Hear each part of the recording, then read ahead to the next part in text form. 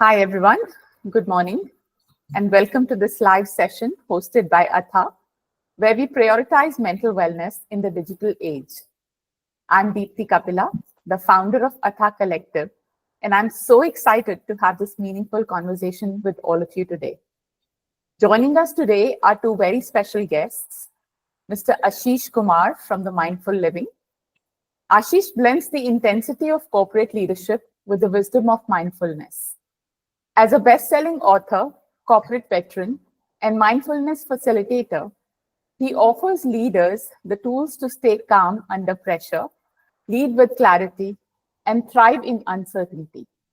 He has 30 plus years of experience in corporate leadership and has held strategic positions at Future Generali Life, March India, Tata AIG Life, Xerox, and HCL Healthcare.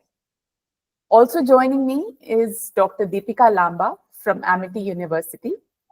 Dr. Deepika Lamba is a RCI's registered clinical psychologist and an academician. She is a PhD in psychology, a gold medalist in clinical psychology. She is currently serving as associate professor, associate dean, and head of clinical psychology at Amity University, Punjab. Her areas of interest are cognitive behavioral therapy, child mental health, neuropsychology, personality disorders, and neurotic mental health conditions. So today's conversation is centered around a theme that affects so many of us, especially teens and young adults: social media and comparison culture. Today, youth spend hours on Instagram, Snapchat, and YouTube, constantly comparing their lives to curated feeds. This quest for likes drives anxiety and low self-esteem. One study notes that excessive social media use correlates with more stress, anxiety, and depression. Trends like Instagram versus reality reels and self-care posts are viral, signaling a widespread need to cope with the digital pressure. At Athhaa, our mission is to blend the power of ancient yogic practices with modern wellness techniques to deliver tailored mindfulness solutions for youth to address their personal growth challenges. And with that background, let's dive into the topic for today: navigating FOMO and online validation. Now, we've all probably felt the fear of missing out at some point. Mr. Ashish, can you help us understand what are some signs that someone is experiencing FOMO due to social media use? Surely, Deepthi. And first of all, I would like to compliment you for taking this initiative, for organizing this event and discussion on such an important topic. And, thank you for Dr. Deepika for being here with us. FOMO is one of the top three fears or top three common fears that youth have these days. FOMO is, of course, one of them. The other two is not having access to Wi-Fi and the battery running out. So this is a very powerful combination, and this makes us feel very restless. If so, somebody who's constantly on the device, feeling restless if not having access to the phone, those are some of the signs which express FOMO. Or feeling envious after you have seen reels, looking at the perfect life of other people. This is some ways in which it expresses. Think of our brain like being like a monkey, and who's in a party, hopping from shoulder to shoulder, peeping into everybody's conversations, into phones, and what is happening, and in the process missing out the fun of the party. Because you're always comparing yourself with other people, but not able to enjoy a party. So those are some of the signs and challenges of FOMO. Well said, mind like a monkey, right? In today's online world, it's so easy to feel like we're constantly connected, but that connection sometimes can be quite at a surface level. How can we really tell the difference between genuine relationships and the illusion of connection on social media, Mr. Ashish? So, to my mind, a genuine connection is like homemade food by mom. It is warm, it's nurturing, it's made with love, and it really satisfies, makes you feel fulfilled. But social media likes are more like, the junk food, which leave you craving for more. You have one Coke and you want to have another one. You have one burger, you never feel satisfied, because of the addictive stuff that is there in that. So those likes are also very addictive, and well, it's not really healthy, but it just wants us more. But anything which makes us feel safe, seen, supported is genuine. Another way to distinguish genuine relationship is that a person you can reach out to in the middle of the night if you need them for something. If you're in trouble, you just want to cry out your heart. Is there a person you can call middle of the night? I think that is the uh, sign of a genuine relationship. And if you can't reach out that person middle of the night, then I think it's just a number or a notification on your phone, not a genuine connection. Absolutely, absolutely. Now, validation through likes and comments often comes as a measure of self worth, especially during formative years. What are some healthy strategies to help reduce this dependence on online validation? One thing I would like to share, Deepti, is, and especially in the light of the tragic air crash that happened day before Yeah, yesterday, yeah, very life sad. is too fragile, and it is not worth wasting it comparing ourselves with other people. I think we should have a sense of who we are and follow ourselves rather than follow other people. Have clarity on what we want out of our life, and just walk that path. One of the things I ask uh, people to imagine is, imagine if you're the only person on the planet Earth. How would you feel in that case? Would you still feel small, short, dark, or how would you feel? And we are always looking at ourselves in comparison to somebody else, but we don't look at ourselves as we are. So looking at ourselves as we are, owning up to ourselves, uh, unfollowing the crowd, I think these are some ways. And one more thing which people can do is to maybe make a playlist of our own achievements and contributions that we have made, which we can revisit maybe on a daily basis, on how we have contributed to other people, made them smile, made them happy. It need not be that I won a Nobel Prize, only that needs a mention. If you made somebody smile, I think you've done brilliant. And those are the things that we should have in that self-worth playlist, and play that over and over again to ourselves. Yes, that's great. Thank you so much. Moving on to you, Dr. Deepika. In terms of understanding the impact of this FOMO culture, we often talk about how social media feels, but what is it doing to us on a psychological level? Help us Okay. understand that. So basically, FOMO, which is a very commonly used terminology nowadays because of the social media, so it creates a lot of pervasive anxiety and distress in the individuals, particularly in the adolescent age group. So basically, that is the age group, according to the Erik Erikson's theory, that they develop their identity. And if identity is not created, they develop a lot of confusion in their mind. So basically, it is a very crucial age of development in which their identity formation is being done. So basically, they crave for validation, social approval, and they are involved in their peer group. And when they see someone posting images, when they see that their post is being liked, or they think that okay, they are missing out some post, then they that particular thing creates a lot of anxiety in them, and it may also create a sense of low self-esteem, low self-worth when they seek for validation, and when they constantly scroll down the posts. So basically, it creates a lot of low self esteem, it creates anxiety, a social validation, approval, and in that crucial phase of development in which they are developing their identity. So, in that phase, they may lose the important part of their life, which may be academics, building other values, spending time with their family, in the play. So, that is it. Right, right. And that also leads me to the comparison trap that you youth often fall into. Can you break down the psychological mechanisms behind this trap, especially on platforms like Instagram and Snapchat? Yeah. See, according to Leon Festinger, he gave a social comparison theory, which said that every individual, they generally see someone who is above themselves. Okay, so they crave for their that stage that okay, they are better than some other individual.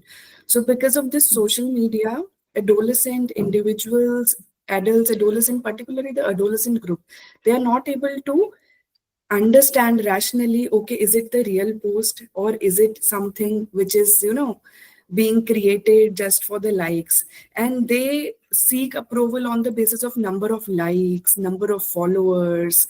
And because of that, what happens is that they feel a lot of insecurity that okay, they are not being liked.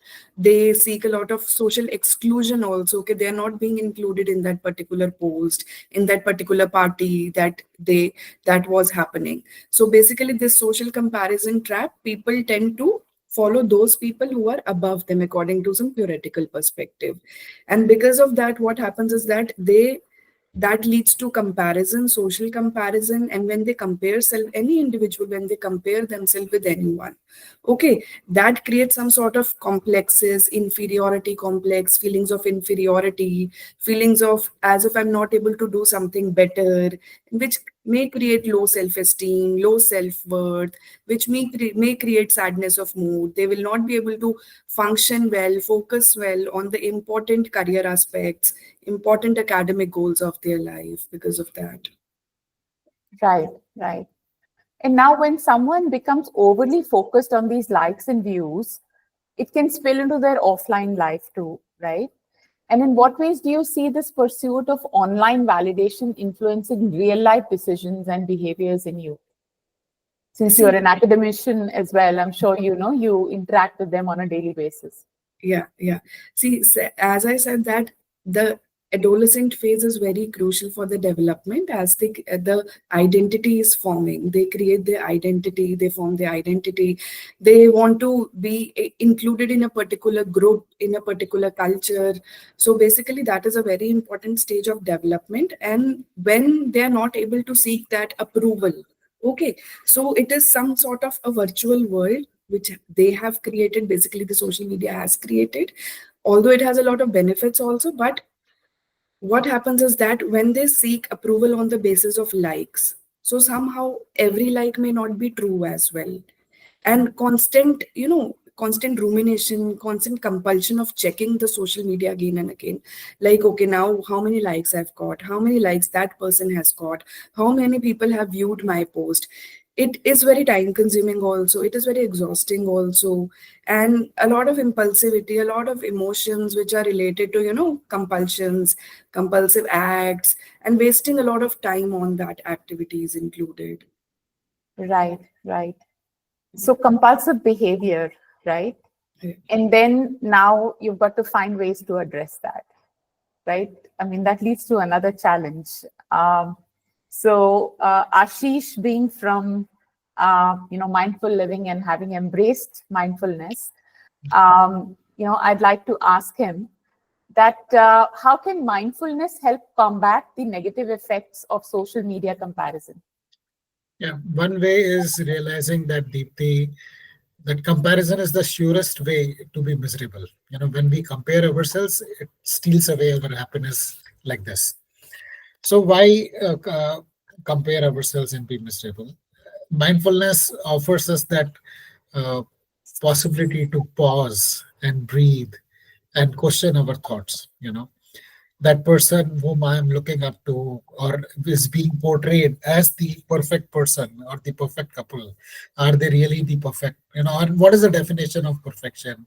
Who is making that definition? Does it fit in with my ethos, etc.? So it offers you that opportunity to pause and evaluate rather than just be run over by the constant bombarding that is happening on the social media. The other way mindfulness helps is helping us become aware of our own strengths. If you look at all the successful people in the world, whether from sports or business or philanthropy or politics, they're all different. Look at Narendra Modi or Donald Trump or Elon Musk, Jeff Bezos, Mukesh Ambani. They're all different, and they have not become the most successful in their field uh, by copying other people, or by comparing themselves. It's by playing to their own strengths. So being mindful of our strengths and playing fully to them is to my mind the best way to live our life and lead our lives. Great, great. Yeah. For young people, especially, small changes, these small changes can have a big impact, right? So, what daily habits do you suggest for youth looking to build healthier lives and relationships otherwise and on social media? Yeah. What daily habits can they build? One of the simplest ones, Deepthi, would be to not scroll your phone while having your meals, or not watching TV, uh, because that is not doing favor to the person who's cooked the food, and so much effort that goes into preparing that meal. So having device-free meals, and we have like 2, 3 meals in a day, 5, 10 minutes each. So I think that's a very good start. And enjoy the meal. Enjoy the coffee, smell the coffee. And the taste, texture, everything. Be more alive to what we're eating and drinking in the moment. That is one. Second is having some device-free time once we get up and just before we go to sleep. 15, 20 minutes just after we get up and before we go to sleep is very helpful in decluttering, giving us some space, especially in the morning when the mind is fresh to think and create our day, and at the end to recall everything that went well during the day and be grateful for things that went well. We take so many things for granted. We suddenly saw this incident of Ahmedabad air crash, Sanjay Kapoor, 53-year-old, just passing away like that. So life can be sniffed out in a minute. We should be grateful for having this life, for getting up every morning and having the opportunity to do what we are doing. And if possible, have a once a day in a week as device-free day. If we can do that, I think that's very powerful.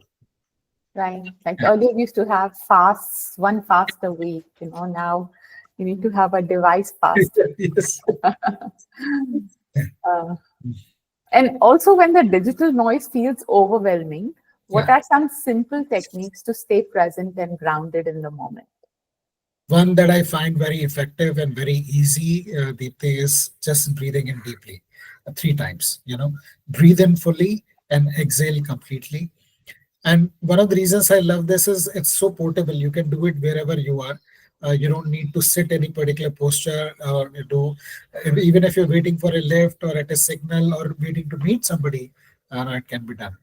And it's a very powerful effect in breaking the pattern. Sometimes our mind is just caught in a pattern of negativity, racing thoughts, overwhelm. So whenever we pause to breathe consciously, breathe deeply, it helps in breaking that pattern. So this is one very simple but very effective practice, I find. Absolutely. I think there are a couple of others these days. You get grounding mats. I was surprised to find that on Amazon you can order them. Oh, Because really? we're so digitally connected, on laptop the whole day working, particularly for working professionals. Oh, They really? have grounding mats made of copper, where you place your feet on them and, you can get grounded, apparently. Other than, of course, walking on the grass early morning, that's a very good way to also do grounding. But breath is the most important and the easiest one, Yeah. like you said, and the most potent one as well. Yes. So, yeah. So let's shift to some tangible steps our viewers can take. How can setting boundaries around social media use improve our mental well-being? So when I was younger, I used to think boundaries is something which adults put on us to restrict our freedom. But as I have grown older and maybe wiser, I realized the importance of having boundaries. And even if you look at sports, none of these sports are played without having boundaries. Because if you don't have boundaries, you don't know whether you're winning or losing or what you're doing. You just be doing. So boundaries are important for more reason than one. And especially when it comes to social media. To my mind, boundaries help us enjoy more. I was speaking to one of the business leaders, and he says that they stop work at 6 p.m. because if they would allow people to work endlessly, then during the office hours they'll chit chat and they will work after 6 p.m. So rather than that, everybody stops working at 6 p.m. to ensure that 9 to 6 productivity is very high. So same way, if we have boundaries on the time we will consume social media, then you fully enjoy that. It's not that you are in your class scrolling, or when you're scrolling, you're thinking of studies, etc. Whatever you do fully in that time frame. So setting boundaries on the time you use, setting boundaries on the kind of content you use, or notifications, turning notifications off your devices, I think is very important. Or muting some people, muting some groups. Different ways we can set boundaries, but I think that's an underrated concept, but very powerful. Right. Yeah. And I think I heard you saying earlier that attention is the best gift that we can give to anything that we are giving, right? Whoever we're speaking to, whatever we're eating, whatever we're doing. So whatever we're doing, let's give our 100%, Absolutely. right? And then talking about digital detoxes, do they really help? What role can a digital detox play in helping us reset our mindset around social media? Absolutely. So 24 hours of detox can help us reduce our anxiety, reduce stress, and improve the quality of our relationships. There was a joke going around in COVID days that a person is saying that I finally got to meet my family members, and they're not such bad people after all. So you get to meet people, because you're distracted, you're not going out, you're inside, and you get to interact with people, and you realize they're not so bad people. So rather than live virtually, live with real people also. So that's one way it helps in detoxing. Detoxing helps. The other is to think of our brain like a sponge. If it's full of water, then it can't take anything more. It needs to be dry to be able to absorb water. So similarly, if we don't detox our brain, it's so full, there is a cognitive overload that happens, and then we're not able to think clearly. The creativity goes for a toss, and there's a brain fog, and so many things that happen. So detox is extremely important. Absolutely. Absolutely. For good functioning of our brain, Absolutely. Correct. elimination is important. Social media is intentionally designed to keep us hooked, though, right? So, Dr. Deepika, can you explain how the dopamine-driven design of these platforms contributes to addictive behaviors?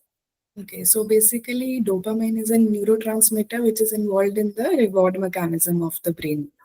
So whenever individual views any post on social media or any content, so most of the contents are sensation seeking, and individuals are high on sensation seeking behavior, as well as adolescents are very high on novelty seeking behavior. And these two variables, sensation seeking as well as novelty seeking, are highly correlated, positively correlated with the addictive behaviors. So basically, the reward mechanism, because it is very stimulating for the brain, and it gives them a push basically whenever they feel some boredom. It is a very quick fix method to overcome that boredom. And like anytime they open their phone, they see something new, some new Something new. post, some new picture, some new information, which may be good at sometimes, may be informative also. There are benefits of social media as well, but at the same time, excessive use definitely can lead to addiction. And this digital addiction, cell phone addiction, media addiction is common nowadays. True, true. Yeah. So beyond emotions, there's also a cognitive toll, right? So Right. what impact does social media have on attention span and cognitive functions, especially in youth? Yeah. See, it has a lot of detrimental effect on the cognitive functioning, which involves your attention, memory functions, your executive functions, problem-solving abilities, decision-making abilities. So basically, in the adolescent group, the prefrontal cortex is developing. Okay.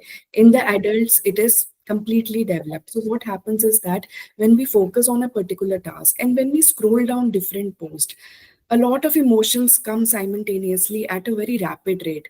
For example, when we see a post which is sad, okay, which is very distressing, then the individual may feel sad. And again, the different post will, when he or she will scroll down, another post may come which will be a happier content or sensation seeking content, something which is positive in nature, then the emotion will change. So rapid change of emotions is there.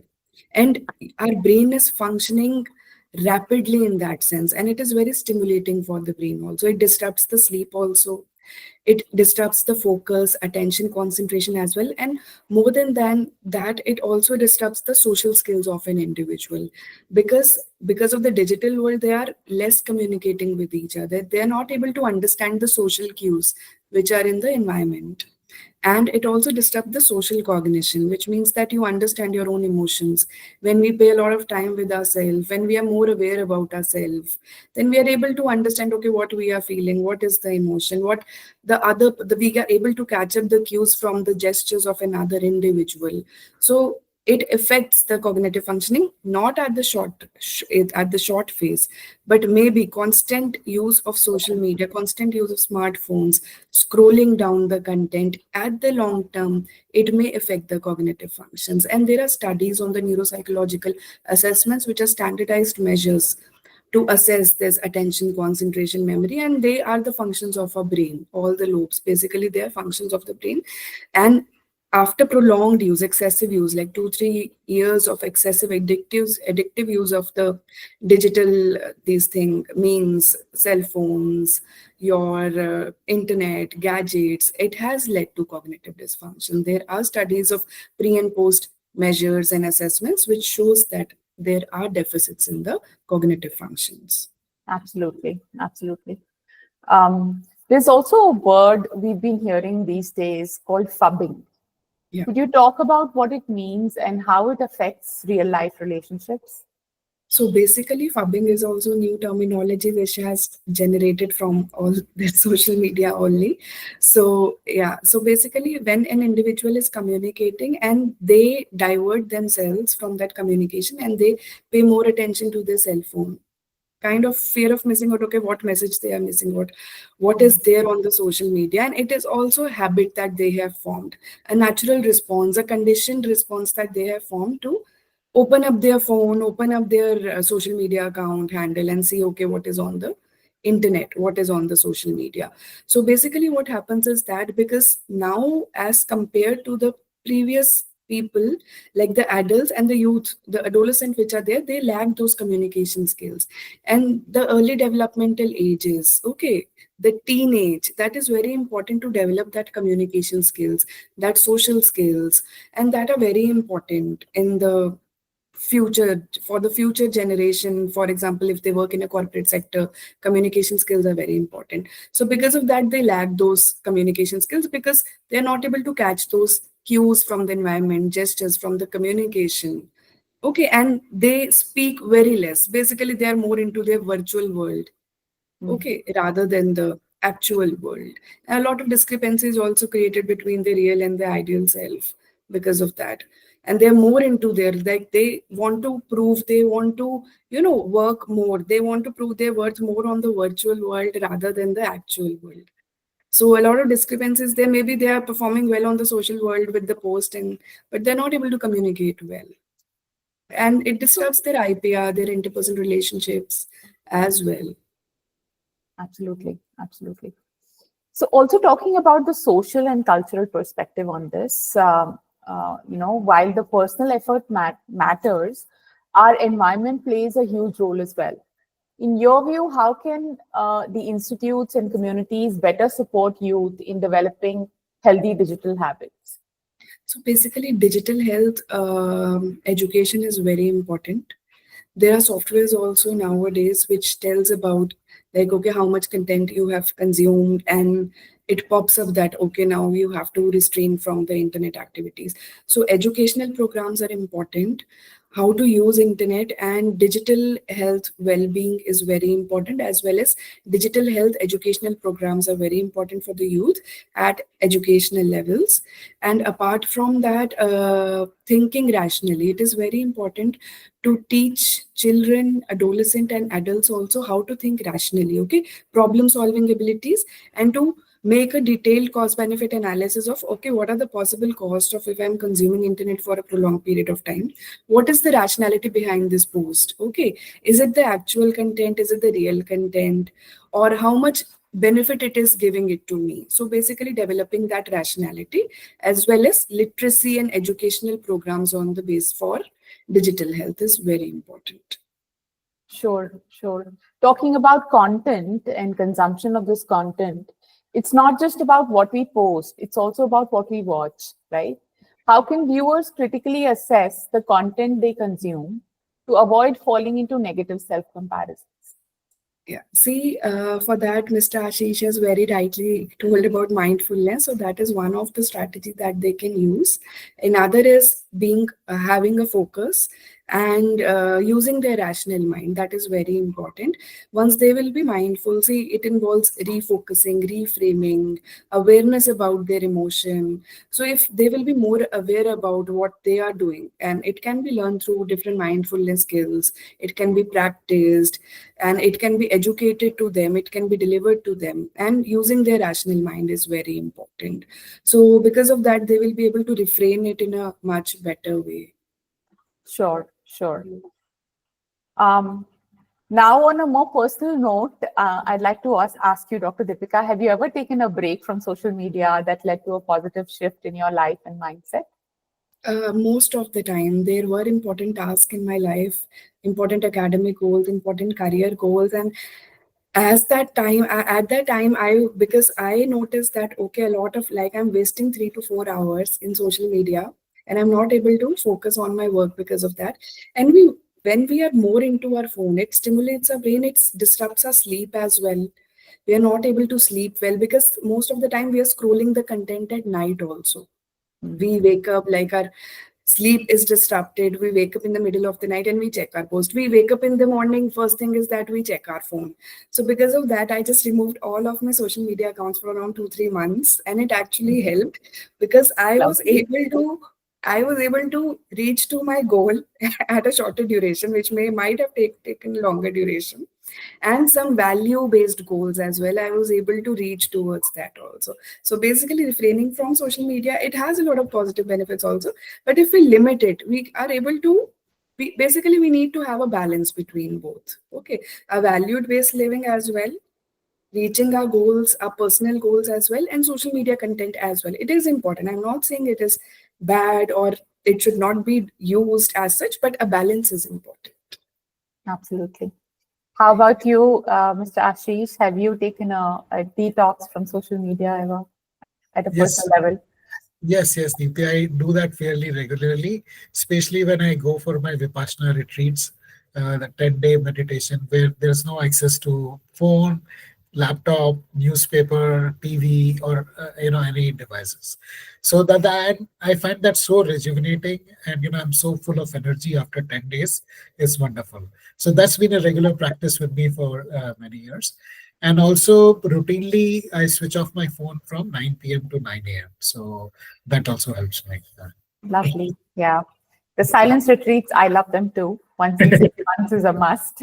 When you start getting that brain fog and you realize, okay, now it needs to be cleaned up. Yeah, And, it's like a reset. The correct. silence for 4 5 days is like a reset Very that you do powerful. for your mind. Before we wrap up today, for all those who are watching us, what message would you like to leave our audience with when it comes to finding self-worth beyond the digital world? Ashish, would you like to share first? Sure, I would like to share that each one of us is a divine child, and I have a garden right behind me here, and there are different flowers in that garden. There is rose, there is jasmine, there is bougainvillea, there is parijat, and they all blossom and they're so happy and they give happiness. Whenever you look at them, you feel happy. But they're not comparing themselves to each other. The rose is rose, so happy being rose, and jasmine is so happy being jasmine. If imagine if they were comparing each other, the rose thinking, why am I not like jasmine? Jasmine thinking, why am I not like rose? They would themselves feel miserable, and I would feel miserable being in that garden. The reason we feel fresh in a garden is because there's so much of fresh energy, non-judgmental approach.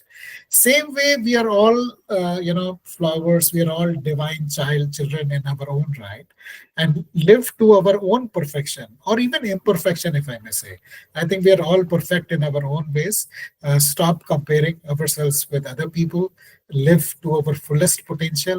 That is my message and my wish for everybody, that we really blossom to be the best version of ourselves. Thank you. Thank you, Mr. Ashish. Dr. Deepika, would you like to say a few words, closing words? Yeah, so basically, I would like to say a quote, which is a very famous quote, that people are not disturbed by the thing, but by the perception of that thing. Okay, see how they perceive social media, how they perceive the social media posts nowadays. So it's about the perception, and it's very important, if the role is the youth, write everything down, have a habit of writing, because when we write something, we give something an objective space. So writing it down, writing the goals, writing the priorities, writing the values, so that is very important. And as well as learning that rationality, that okay, I'm doing this, is it a beneficial for me, or is it not beneficial for me? Okay, is it like harming me, or is it something I'm wasting my time on? That is very important. So developing rationality is very important, rational thinking, having that awareness about the self, the thoughts, emotions, because of that our behavior is shaped, as well as our perception. That is very important. And goal setting. Yeah. Thank you. Thank you for that. And, we try and integrate that in our programs as well, in our discovery workshops, in terms of creating a vision board for yourself, to start with, to become more aware of where we are and what we're doing. So thank you so much for these powerful insights and for joining us today, Mr. Ashish and Dr. Deepika. Conversations like these are exactly why we started Athhaa, to create a safe space where mental health is taken seriously, especially in the context of our digital lives. And to everyone tuning in, don't forget to check out our work at athhaa.com. Until next time, take care of your mind and your heart. Thank you. Thank you. Thank you all. Thank you. Thank you. Bye.